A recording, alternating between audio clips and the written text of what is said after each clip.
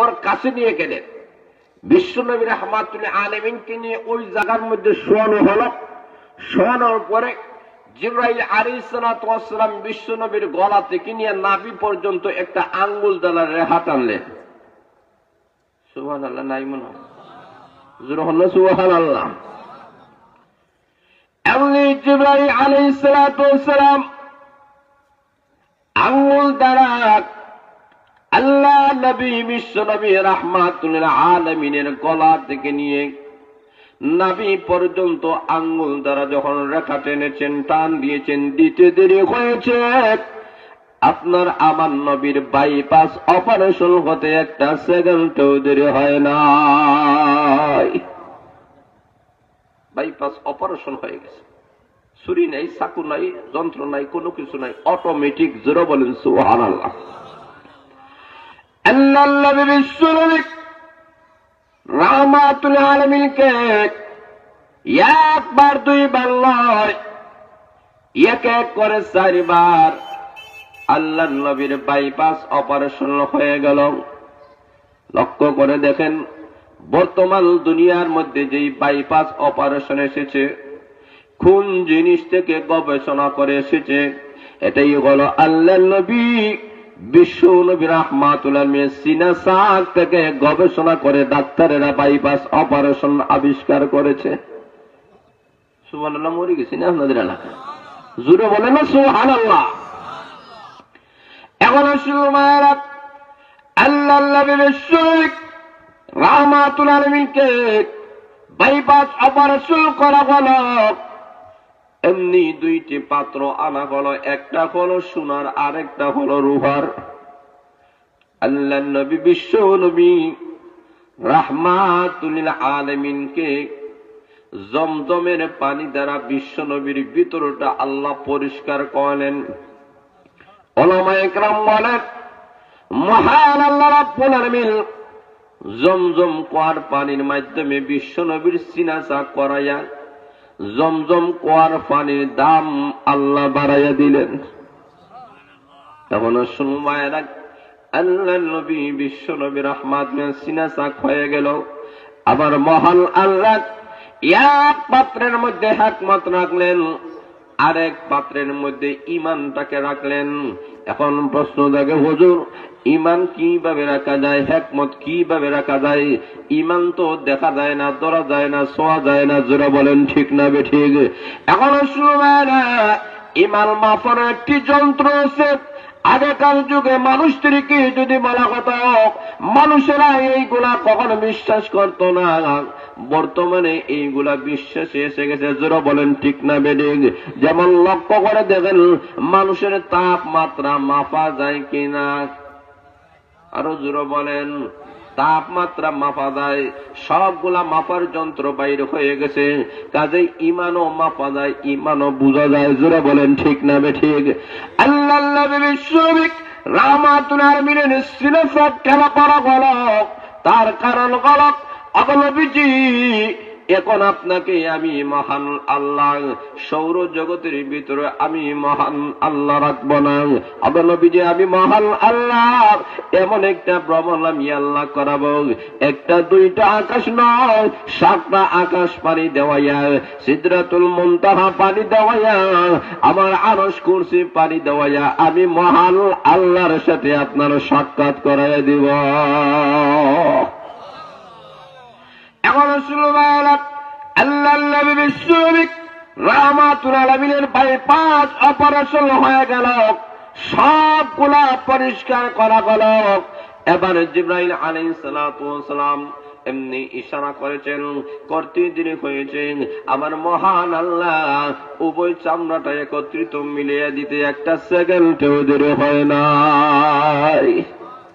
বর্তমান বিজ্ঞানীরা বলে, অপারেশন হওয়ার পরে এই অপারেশনের কোন সিলাই লাগবে না, সিলাইবিহীন অপারেশন ভালো হয়ে যায়।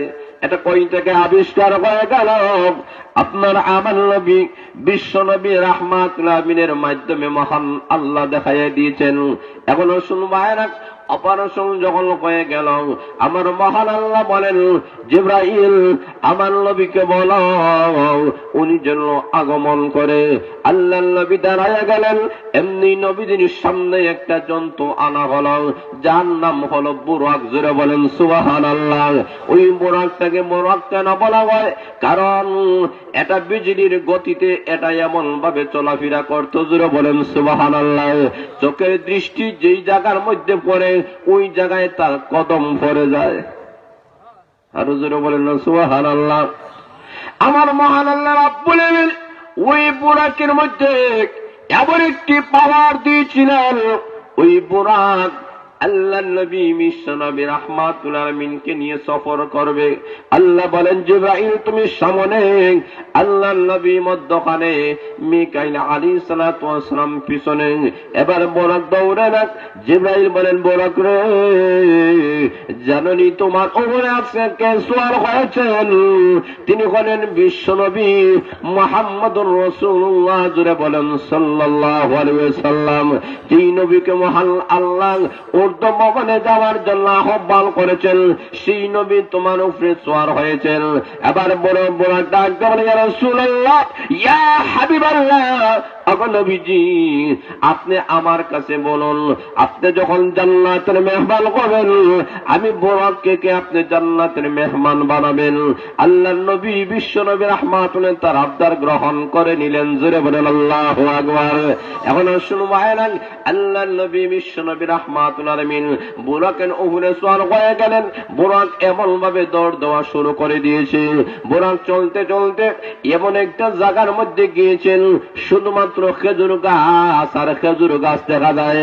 আল্লাহ নবীকে বলা হলো, জিবরাইল বলেন, ইয়া রাসূলুল্লাহ, ইয়া হাবিবাল্লাহ, আমার নবীজি এই জায়গার মধ্যে আমাদেরকে এখন অবস্থান করতে হবে। এমনি বুরাক নিচের দিক দিয়ে ল্যান্ড করে নিল। আল্লাহ নবী ওই জায়গার মধ্যে রাখলেন। আল্লাহ নবীকে বলা হলো, আমার নবীজি এই জায়গায় আপনি 2 রাকাত নামাজ পড়েন। জোরে বলেন সুবহানাল্লাহ। আল্লাহ নবী বিশ্ব নবী রাহমাতুল আলামিন 2 রাকাত নামাজ পড়লেন।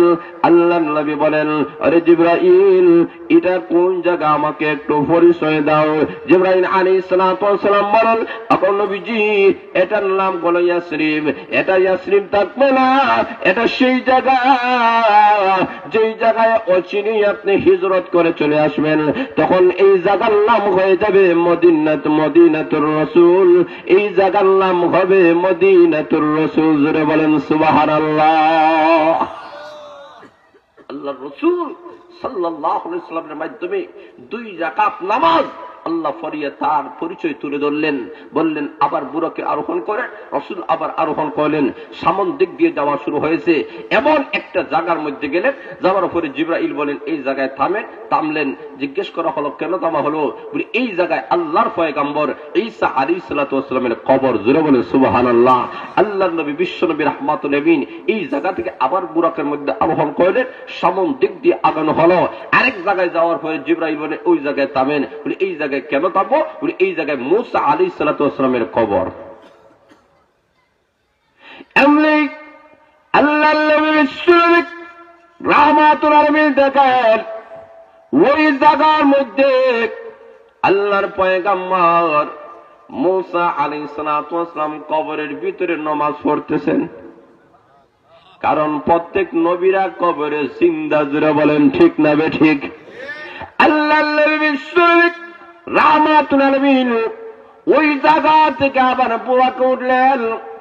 সামন দিক দিয়া সফর শুরু হয়ে গেছে। এমত অবস্থায় দূর থেকে দেখা যায় একটা বুড়া ডাক দেয়, ইয়া মুহাম্মদ বলে যখন ডাক দেয়, জিবরাইল আলাইহিস সালাতু ওয়াস সালাম বলেন, ওগো নবীজি আপনি ওই বুড়ার ডাকে আপনি কখনো সাড়া দিবেন না।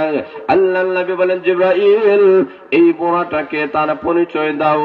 এমনি জিবরাইল বলেন, এটা আসলে বুড়া নয়, এটার নাম হলো মিস্টার ইবলিস। এই ইবলিসের কথা মানবেন না, পিছনে তাকাবেন না, ইবলিস আপনাকে যাইতে দিবে না। আল্লাহর নবী সামন দিক দিয়ে বাড়া শুরু হয়ে গেছে। আবার থেকে দেখেন দূর থেকে একটা বুড়ি ইয়া মুহাম্মদ বলে ডাক দেয়। এবার জিবরাইল বলেন, ওগো নবীজি আপনি পিছন দিক দিয়ে আপনি তাকাবেন না কেন? আমি কেন তাকাবো না? তার কারণ হলো, ওগো নবীজি এটা আসলে বুড়ি নয়, এটার নাম হলো এই দুনিয়া। এটার নাম কথা বুঝেন না? সবাই বলেন এটার নাম, আরো জোরে বলেন। এটা হচ্ছে কি দুনিয়া।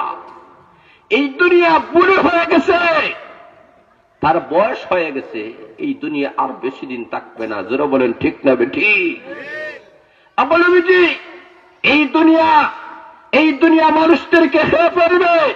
পৃথিবীর কোন মানুষ দুনিয়াকে হাইতে পারবে না, দুনিয়া ভোগ করতে পারবে না। বরং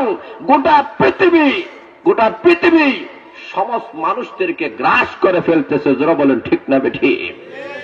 দুনিয়া মানুষদেরকে খেয়ে ফেলতেছে। লক্ষ্য করে দেখেন, আজকে তাম পৃথিবীর মধ্যে যত মানুষগুলো আছে পৃথিবীর উপরে, এই পৃথিবীর মাটির নিচে তার চাইতে লক্ষ লক্ষ কোটি কোটি মিলিয়ন বিলিয়ন মানুষ। যারা বলেন ঠিক না ঠিক? আদম আলাইহিস সালাতু ওয়াস সালাম থেকে শুরু করে এই পর্যন্ত অনেক নারী পুরুষেরা কবরের বাসিন্দা হয়ে গেছে। দুনিয়ার উপরের চাইতে নিচে মানুষের সংখ্যা বেশি। আল্লাহ ডাক দিয়ে বলেন, নবীজি অবনবীজি এই দুনিয়া বুড়ি হয়ে গেছে, দুনিয়ার সময় কম সময় চলে এসেছে, এই দুনিয়া আর বেশি দিন থাকবে না, একদিন দুনিয়াও শেষ হয়ে যাবে। খাতেই আপনি নবীকে জানা দেওয়া হলো দুনিয়ার পিছনে আপনি তাকাইবেন না, দুনিয়া একটা স্বপ্ন ছাড়া বিকল্প আর কোন পথ।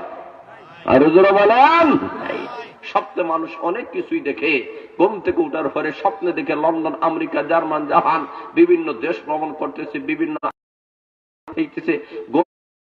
ঘুম থেকে উঠার পরে দেখা যায় যে খেতার তলে ছিল, ওই খেতার তলে। জোরে বলে ঠিক তবে ঠিক? তাহলে আল্লাহ বুঝাতে চাই এই দুনিয়া একদিন শেষ হয়ে যাবে, এই দুনিয়ার পেছনে আপনি কখনো তাকাবেন না। জোরে বলে সুবহানাল্লাহ। এমনি আল্লাহ রাহমাতুল আলামিন বোরাকে আড়াল করে সামন দিক দিয়া যাওয়া শুরু হয়ে গেল। এমনি বিশ্ব নবীর নাকের মধ্যে একটা সুঘ্রাণ আসতেছে, জান্নাতের ভিতরে এখন চলে যাব কিনা।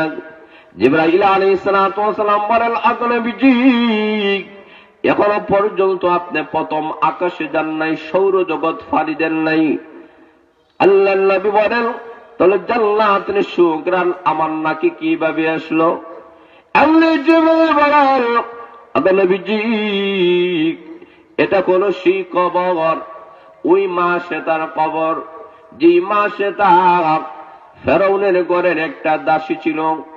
ঈমান রক্ষা করতে গিয়া ফেরাউন তার মেয়ে সহ তাদেরকে সহ কবরে এমন অবস্থায় কবরে হত্যা করে কবরে ঢুকাইয়া দিয়েছে। মা শয়তান সামনে তার মেয়েদেরকে যখন হত্যা করে বলা, ডাক দিয়ে বলে, রামা শয়তান ঈমান সারবা, নতুবা এই অবস্থায় তোমাকে মারা হবে। এমনি মাসে তার অন্তরের মধ্যে সন্তানের প্রতি ভালোবাসা চলে আসলো। আমার কোলের সন্তানটাকে এইভাবে আগুনে ফেলে হত্যা করবে, করতে পারে না, আমি মা কয়ে বরদাস্ত করতে পারি না। এমনি আগুনের ভিতর থেকে ওই ছোট বাচ্চার জবাল মহান আল্লাহ রাব্বুল আলামিন করে দিয়েছেন। বাচ্চা ডাক দিয়ে বলে, ও মা ধৈর্য ধারণ করো, মা ঘাবড়াবা না। আজকে আমি এই দিনের জন্য, ইসলামের জন্য, কোরআনের জন্য, ঈমানের জন্য আমাকে যে আগুনের মধ্যে নিক্ষেপ করা হইতেছে, ও মা তুমিও ওই জায়গায় চলে আসো। এটা আসলে আগুন নয়, এখানে পড়তে দেরি হবে। এই আগুন জান্নাতের বাগান হতে একটা সেকেন্ডেও দেরি হবে না। যেমনি ভাবে নমরুদ ইব্রাহিম আলাইহিস সালাতু ওয়াস সালামকে আগুনে নিক্ষেপ করেছিল, আমার মহান আল্লাহ ওয়াদার করেছিলেন, ওরে আগুন আমার ইব্রাহিমের জন্য তুমি এয়ার কন্ডিশন হয়ে যাও। যেমনি ভাবে ইব্রাহিম আলাইহিস সালাতু ওয়াস সালামের জন্য আগুনটা এয়ার কন্ডিশন হয়ে গিয়েছিল। নমরুদ ডাক দিয়ে বলে, আর আগুন তোমার কি জ্বালানির ক্ষমতা নষ্ট হয়ে গেছে নাকি? এমনি আগুনের জবান আল্লাহ করে দিয়েছিল। আগুন ডাক দিয়ে বলে, আরে নমরুদ, তুমি যদি মনে করো আমার ক্ষমতা নষ্ট হয়ে গেছে তাহলে তুমি এসে দেখো। জোরে বলেন ঠিক না বেশি? আগুন ডাক দিয়ে বলে, যে মহান আল্লাহ আমাকে সৃষ্টি করেছেন সেই মহান আল্লাহর আদেশ আমি কখনো লঙ্ঘন করতে পারি না। তাহলে বোঝা গেল আগুন কখনো জান্নাতের বাগান হয়ে যায়।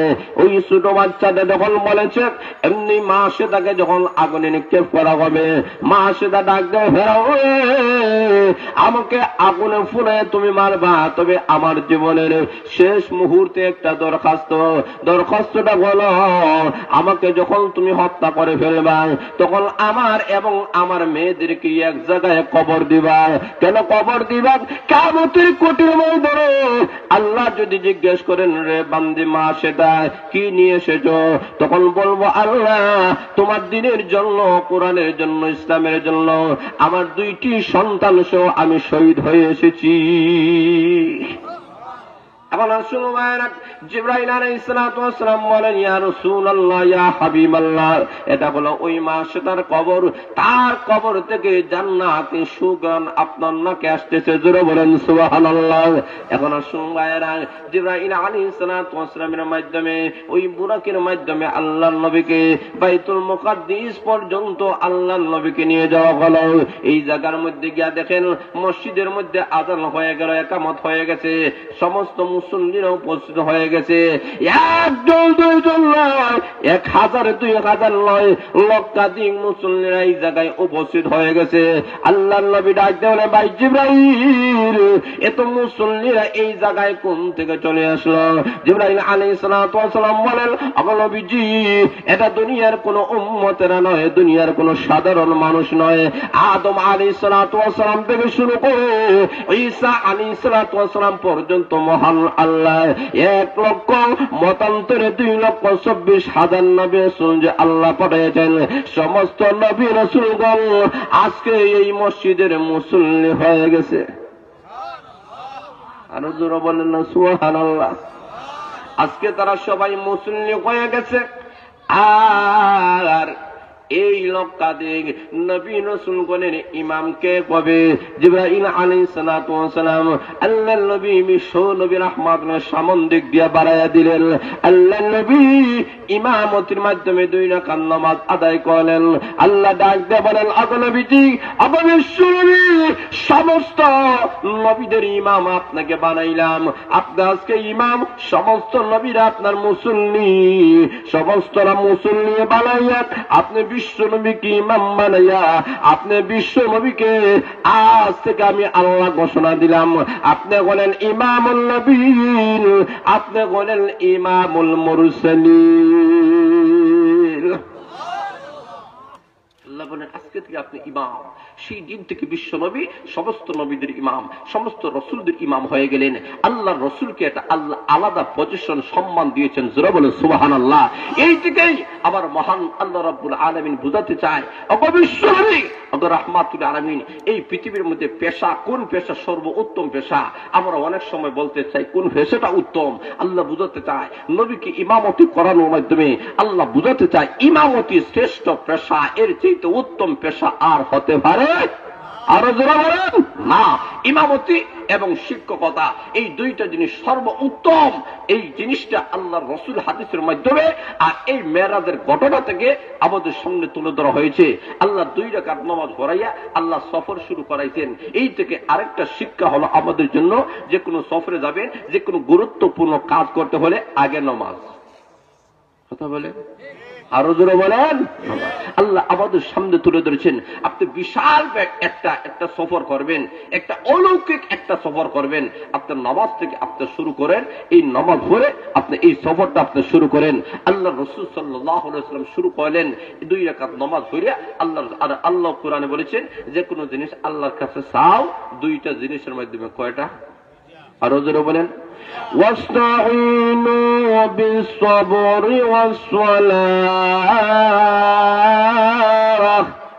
আল্লাহ বলে দুইটা জিনিসের মাধ্যমে সাহায্য চাও, এক নম্বর হলো সবর, আরেকটা হলো নামাজ। এই দুইটা জিনিসের মাধ্যমে আল্লাহর কাছে সাহায্য চাও। আল্লাহ রসুল এখান থেকে নামাজ ভরাইয়া সমস্ত নবী রসুলগণ যার যে জায়গায় চলে গেলেন, আল্লাহ রসুলকে বলা হলো, নবীজি এতক্ষণ ছিল দুনিয়ার ভ্রমণ, যেটাকে ইসরা বলা হয়, যেটার কথা আমার তেলাওয়াতকৃত আয়াতে আল্লাহ আলোচনা করেছেন। আল্লাহ বলেন সুবহানাল্লাযী আসরা بعبده ليلا من المسجد الحرام إلى المسجد الأقصى الذي باركنا حوله আমার মহান আল্লাহ বলেন সুবহান, সেই মহান আল্লাহ যিনি পবিত্রময়। কেন সুবহান শব্দ দ্বারা আল্লাহ শুরু করেছেন?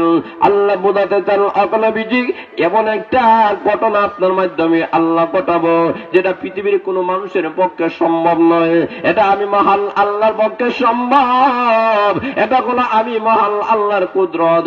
এই কারণে সুবহান শব্দ দ্বারা আমি আল্লাহ শুরু করলাম। জোরে বলেন সুবহানাল্লাহ। আল্লাহ রাব্বুল আলামিন সুবহান শব্দের দ্বারা উল্লেখ করে বলেন আসরা, আমি মহান আল্লাহ আমার নবীকে ভ্রমণ করাইছি। কখন ভ্রমণ করাইছেন?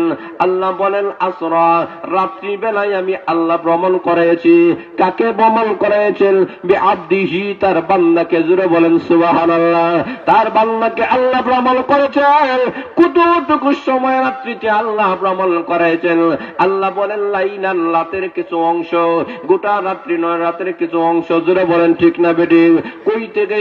মিনাল মসজিদুল হারাম, মসজিদে হারাম থেকে শুরু করে ইলাল মসজিদুল আকসা, বাইতুল্লাহ থেকে শুরু করে বাইতুল মুকাদ্দিস পর্যন্ত। জোরে বলেন সুবহানাল্লাহ।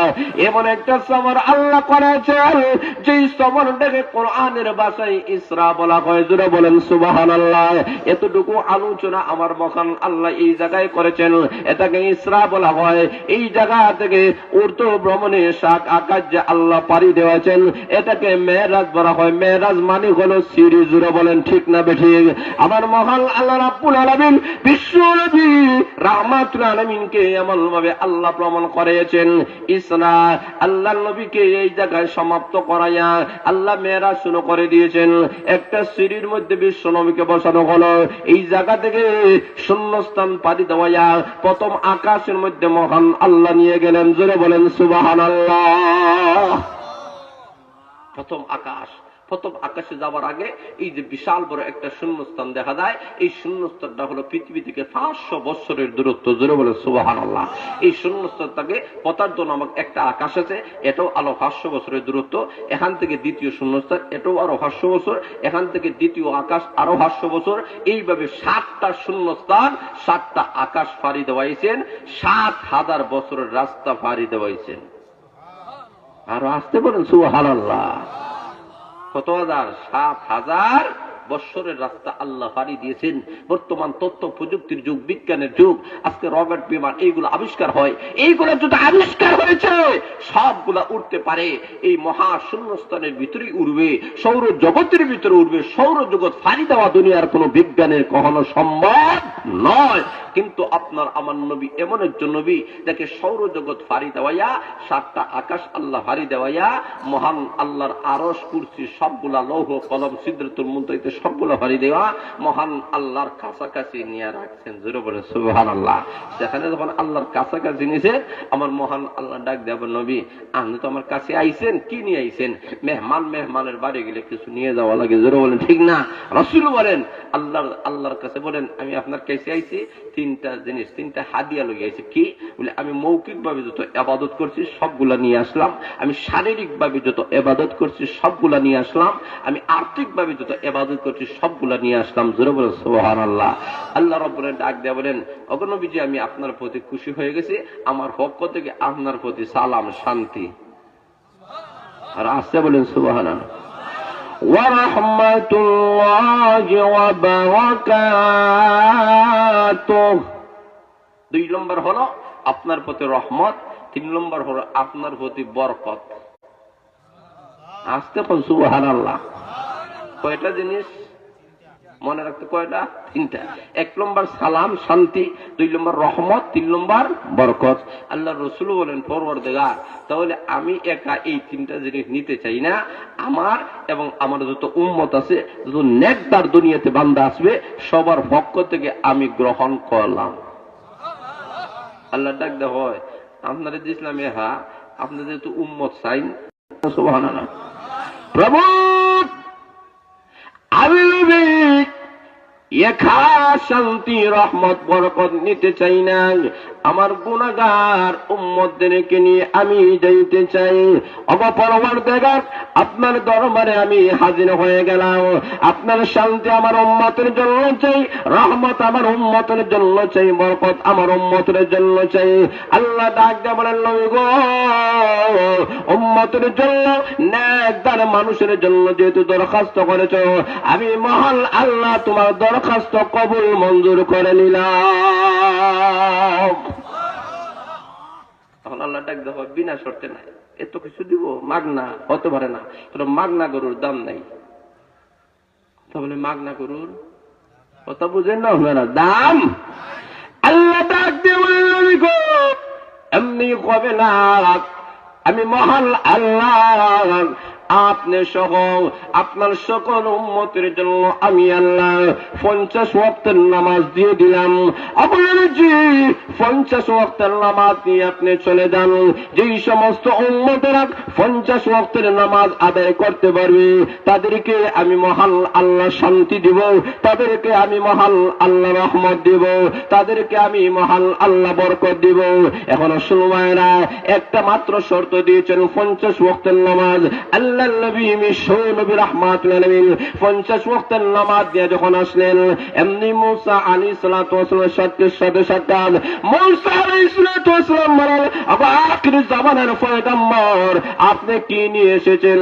আমি আল্লাহ দরবার থেকে 50 ওয়াক্তের নামাজ নিয়ে এসেছেন। হতে পারে না আপনার গুনাহগার উম্মতেরা এত ওয়াক্তের নামাজ আদায় করতে পারে না, একটু কমায় নেন। আল্লাহর কাছে গেলেন, আল্লাহ 5 ওয়াক্ত নামাজ কমাইলেন, আবার গেলেন আবার 5 ওয়াক্ত, আবার গেলেন আবার 5 ওয়াক্ত। এইভাবে 9 ভাই আল্লাহর নবী বিশ্ব নবী রাহমাতুল্লাহ গেলেন 9 বারে 45 ওয়াক্তের নামাজ কমাইলেন, রয়েছে 5 ওয়াক্তের নামাজ। জোরে বলেন ঠিক না বেঠিক? আরো জোরে বলেন ঠিক না বেঠিক? এখন আসুন মায়েরা 5 ওয়াক্তের নামাজ আল্লাহর নবী নিয়ে আসলেন। আল্লাহ ডাক দিয়ে বলেন নবী গো আপনার উম্মতদেরকে জানাইয়া দেন যারা 5 ওয়াক্তের নামাজ পড়বে আমি মহান আল্লাহ 50 ওয়াক্তের নামাজ তাদেরকে তাদের সওয়াব আমি আল্লাহ তাদেরকে দিয়ে দিব। সারমর্ম এটাই। মেরাজ থেকে কি নিয়ে এসেছেন? আমরা অনেক সময় মেরাজের নামাজ 5 ওয়াক্তের নামাজ, মরণ পর্যন্ত 5 ওয়াক্ত নামাজ পড়তে রাজি আছেন? কারা কারা রাজি আছেন? আতুল্লাহ আতুল্লাহ নারে তাকবীর, দিন ইসলাম। আল্লাহ সবাইকে কবুল করেন, বলেন আমিন। ওয়া আখিরু দাওয়ানা আলহামদুলিল্লাহি রাব্বিল আলামিন।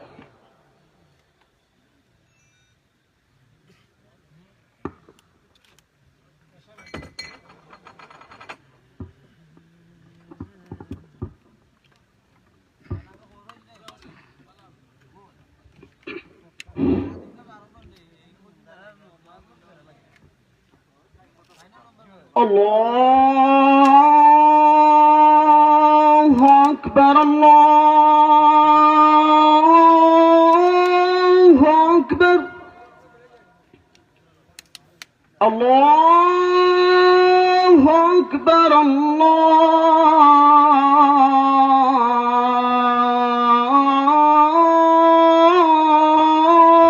আল্লাহু আকবার। أشهد أن لا إله إلا الله،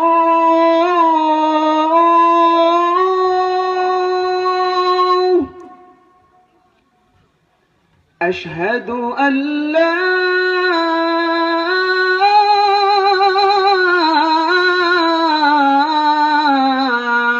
إله إلا الله،